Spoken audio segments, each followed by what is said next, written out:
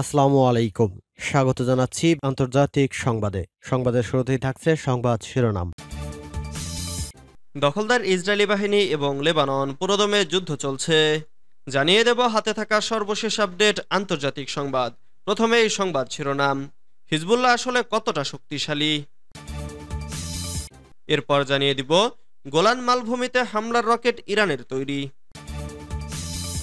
এদিকে ইউক্রেনের ৩৯টি ড্রোন ভূপাতিত করেছে রাশিয়া।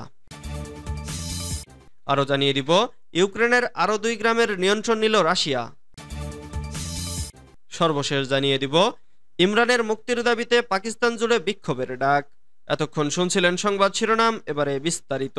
তবে অনুরোধ থাকবে ভিডিওটিতে একটি লাইক করবেন এবং কমেন্ট করে জানিয়ে দিবেন কোন জেলা থেকে আপনি আমাদের এই ভিডিওটি দেখছেন।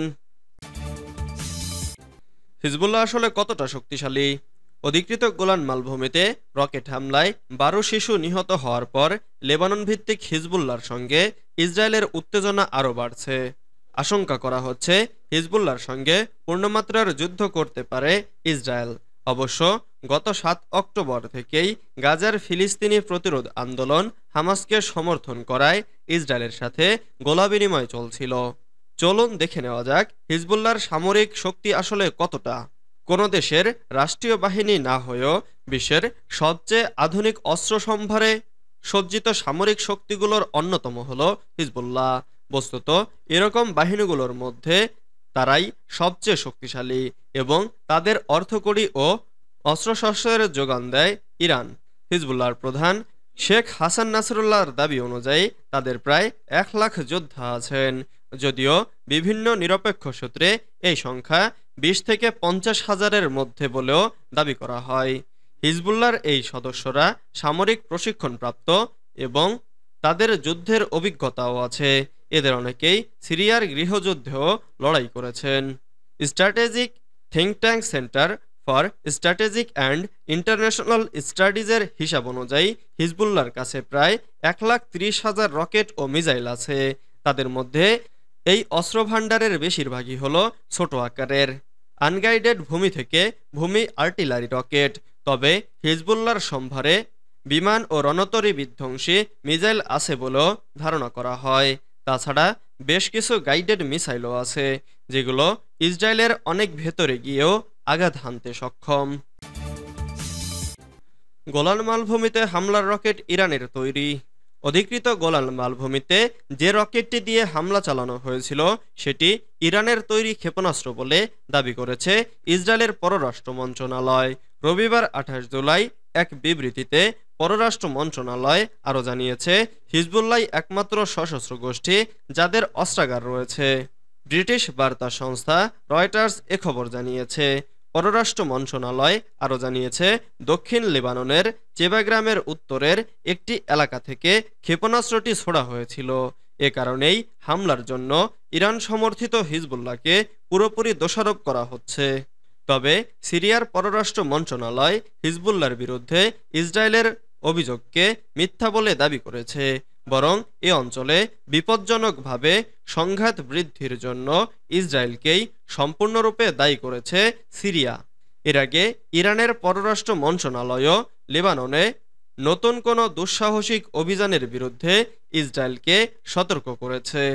লেবাননের পররাষ্ট্রমন্ত্রী আবদুল্লাহ বৌ হাবিব ইসরায়েলকে সংযমের আহ্বান জানাতে বৈরুতে মার্কিন রাষ্ট্রদূতকে অনুরোধ জানিয়েছেন। হিজবুল্লাহকেও সংযম দেখানোর জন্য একটি বার্তা পাঠাতে বলেছে বৌ হাবিব। উভয় পক্ষকে সর্বোচ্চ সংযমের আহ্বান জানিয়েছে জাতিসংঘ। ইসরায়েলের ৩৯টি ড্রোন ভূপাতিত করেছে রাশিয়া। রাশিয়া সোমবার বলেছে তারা ইউক্রেনের ৩৯টি ড্রোন গুলি করে ভূপাতিত করেছে। কিয়েভ মূলত বিভিন্ন সীমান্ত অঞ্চলগুলোতে হামলা চালাতে এসব ড্রোন ব্যবহার করে থাকে। রাশিয়ার প্রতিরক্ষা মন্ত্রণালয় টেলিগ্রামে বলেছে, অ্যান্টি এয়ার ডিফেন্স সিস্টেমগুলো কুরস্ক অঞ্চলে ১৯টি, বেলগোরদের আকাশে ৯টি, ভোরোনেজে ৩টি এবং ব্রায়ানস্কের আকাশে ৫টি ড্রোন ধ্বংস করেছে। এসব অস্ত্রের সবগুলোই ইউক্রেন সীমান্তে অবস্থিত। তারা আরও জানায়, সেন্ট পিটার্সবার্গের কাছে উত্তর পশ্চিম লেনিনগ্রাদ অঞ্চলে সন্ত্রাসী হামলার চেষ্টা চালানো আরও 3টি ড্রোন ধ্বংস করেছে।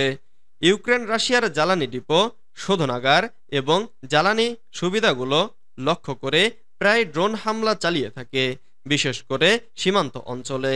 এদিকে রাশিয়া ও ইউক্রেনের বিদ্যুৎ কেন্দ্রগুলোতে ব্যাপক হামলা চালায়। সাম্প্রতিক মাসগুলোতে দেশটিতে তীব্র বিদ্যুতের ঘাটতি দেখা দিয়েছে। ইউক্রেনের আরও 2 গ্রামের নিয়ন্ত্রণ নিল রাশিয়া।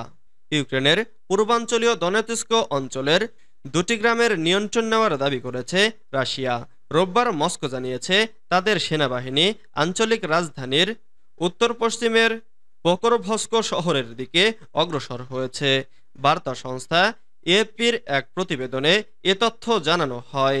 রাশিয়ার প্রতিরক্ষা মন্ত্রণালয় জানিয়েছে তাদের সেনারা কয়েক কিলোমিটার দূরের প্রোগ্রেস এবং ইয়েভগেনিভার পার্শ্ববর্তী গ্রামগুলোর নিয়ন্ত্রণ নিয়েছে। ইউক্রেনের প্রেসিডেন্ট ভলোদিমির জেলেনস্কি রোববার সন্ধ্যায় এক ভাষণে স্বীকার করেছেন যে ওই অঞ্চলে চাপের মধ্যে ছিল তাদের সেনাবাহিনী। তিনি বলেন, দনেৎস্কের দিক নির্দেশে এটি চলন্ত চ্যালেঞ্জিং এবং পোকরোভস্কের দিক থেকে চলতি সপ্তাহে সবচেয়ে বেশি হামলার ঘটনা ঘটেছে। সেখানে ভয়াবহ হামলা চালানো হয়েছে বলে উল্লেখ করেন তিনি।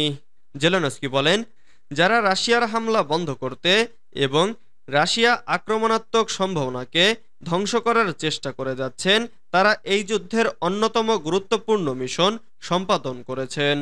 শনিবার রাশিয়া লোজোভেটস্কের নিকটবর্তী একটি গ্রামের নিয়ন্ত্রণ নেওয়ার দাবি করে। চলতি মাসেই তারা দনেৎস্ক অঞ্চলের নিয়ন্ত্রণ নেয়।